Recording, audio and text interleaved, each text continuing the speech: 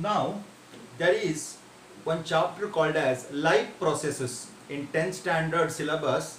Life processes is one of the important chapter, and from that chapter, okay, now I am going to discuss some of the important concept. The first concept which I have taken up is the digestion, or you can call nutrition in human being. Digestion is the process of converting complex food molecule into simple food molecule. What do you mean by complex food molecule? For example, polysaccharide is complex. It is converted into glucose, simple. Protein is complex, converted into amino acid, simple. Fat is complex, converted into fatty acid, simple. And these simpler food molecules can be easily absorbed by our body. So the purpose of digestion is to convert complex food molecule into simple food molecule so that our body can absorb it very easily.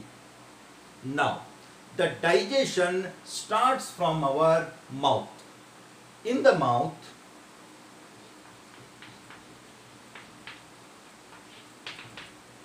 digestion takes place by two action or two types of digestion. One is mechanical digestion and another is chemical digestion. Mechanical digestion, chemical digestion. Mechanical digestion is by the cutting and crushing action of our teeth. Our teeth cuts the hard food particle into smaller food particles. That is the mechanical action. Chemical action is by saliva. In our mouth, there are salivary glands which release saliva. More than 90% of saliva is water that makes the food soft by wetting it. It makes the food wet and soft. At the same time, an enzyme called salivary amylase is present. Salivary amylase is an enzyme which is present, which can convert starch into sugar, which can break down starch into sugar. This is the only chemical digestion that takes place in our mouth. As a result, food becomes round, soft ball of mass of structure, and we call it as bolus. We call it as bolus, and then we swallow it. We can easily swallow it. It enters into our next part of our digestive system called as food pipe or esophagus. Let us see what happens in esophagus.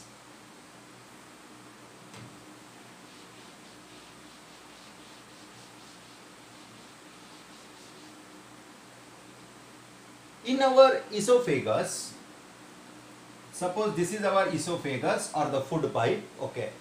The muscle shows a kind of movement, contraction and relaxation, wavy movement, somewhat like this. Now food is here. Afterwards, this part will become like this. So food will move here, and like this, as this movement takes place, food starts moving along the esophagus into the stomach. And this type of movement is called as peristaltic movement.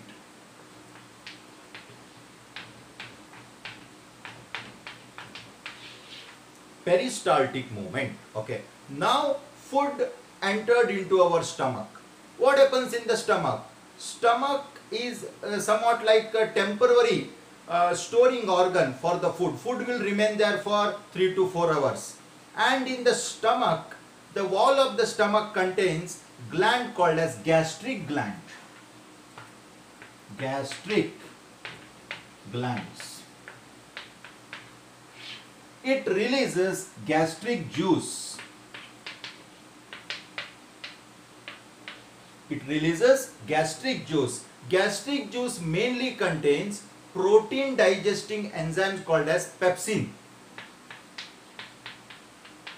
Pepsin and rennin, but rennin is present only in infants, small baby, to digest the milk protein, because small baby, they are totally dependent on milk. Okay, at the later stage when we grow into adult, okay, at that time the production of rennin will not take place.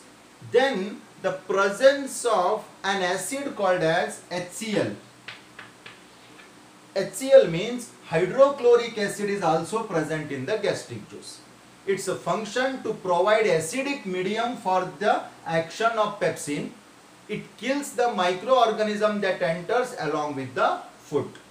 And also mucus is released in the stomach, okay, that acts as a protective layer to the inner wall of our digestive system, so that acid should not do any harm, and the protein digesting enzyme should not do any harm to our digestive system itself. Now in the stomach, food is in semi-solid or semi-liquid form called as chyme. Chyme, a paste-like structure. Now this enters into our small intestine. When the food enters into small intestine, three juices mix with the food.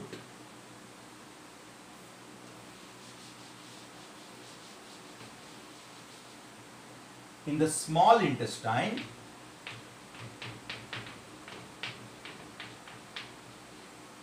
three juices mix with the food. Bile juice that comes from liver, okay, pancreatic juice, it comes from pancreas, and intestinal juice,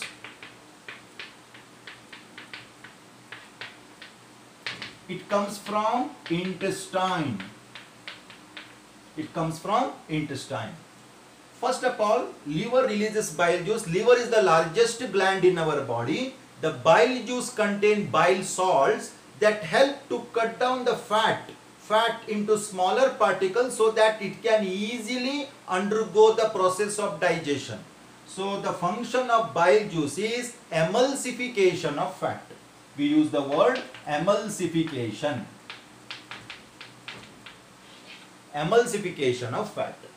And pancreas releases pancreatic juice. Pancreatic juice contains enzyme like trypsin. Trypsin and chymotrypsin that can act on protein. Even it contains lipase that can act on lipid. Even it contains amylase that can act on starch.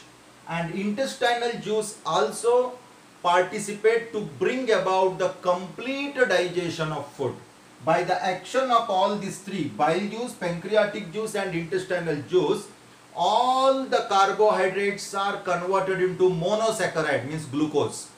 All the proteins are converted into amino acid, and all the lipid or fats are converted into fatty acids. Now they are the most simplest form. Now in our intestine, these digested food is easily absorbed, and to increase the surface area of absorption, in our small intestine we have a finger-like structure called as villi. Finger-like structure called as villi are present in the small intestine, which help to increase the absorption rate, okay, to increase the surface area so that maximum food can be absorbed. And after this, the undigested food enters into large intestine. After small intestine, large intestine. In the large intestine, some of the essential things like water and vitamins are reabsorbed, whereas undigested food is thrown out of the body through anus. That is called as getting rid of feces. Fecal matter goes out of our body. This is the entire process of digestion from mouth to the anus in a short and the simple way I tried to explain. One more thing you have to remember, the small intestine,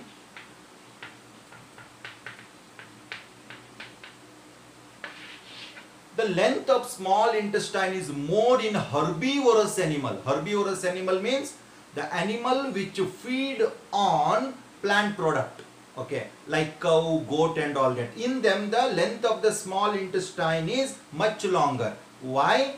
To digest cellulose present in the plant product. Plant cell contains cellulose which is very difficult to digest. That's why they need larger length or the longer length of small intestine. Whereas in case of carnivorous, which feed on other animals like tiger and all that, in them the small intestine is of smaller length because they do not consume any food product that contains cellulose like plant product. Thank you.